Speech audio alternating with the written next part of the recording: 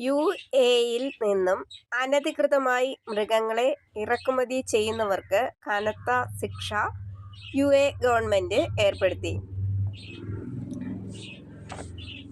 മൃഗങ്ങളെ അനധികൃതമായി ഇറക്കുകയോ കയറ്റുമതി ചെയ്യുകയോ ചെയ്തു കഴിഞ്ഞാൽ 10 ലക്ഷം രൂപ വരെ പിഴ നൽകുമെന്ന് ഗവൺമെന്റ് അറിയിക്കുകയും അതോടൊപ്പം വീണ്ടും തെറ്റ് ആവർത്തിച്ചാൽ പിഴ ഇരട്ടി അടയ്ക്കേണ്ടി വരുമെന്നും അറിയിച്ചിട്ടുണ്ട്.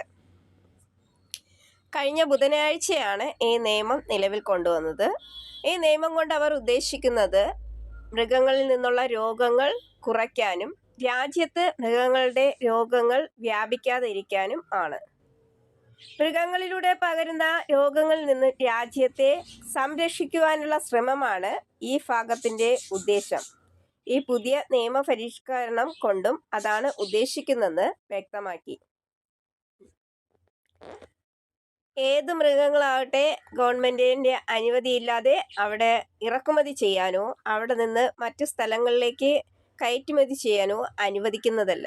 അതുപോലെ തന്നെ രോഗം ബാധിച്ച ഏതുതരം മൃഗങ്ങളായാലും അവർക്ക് പ്രത്യേകം ക്വാറന്റൈൻ കൊടുക്കുകയും ചെയ്യണമെന്ന് ഈ നിയമത്തിനകത്ത് ഉൾപ്പെടുത്തിയിട്ടുണ്ട്.